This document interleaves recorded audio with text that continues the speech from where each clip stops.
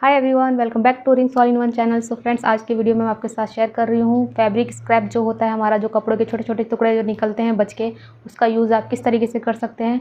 आज मैं आपके साथ 3 तरीके शेयर कर रही हूँ। उनमें से आपको अगर कोई भी अच्छा लगे तो वीडियो को लाइक और मेरे चैनल को सब्सक्राइब करना ना भूलें। साथ ही बेल आइकन को ज़रूर प्रेस करें ताकि मेरे वीडियो के सारे नोटिफिकेशन आपको मिलें। चलिए वीडियो को शुरू करते हैं।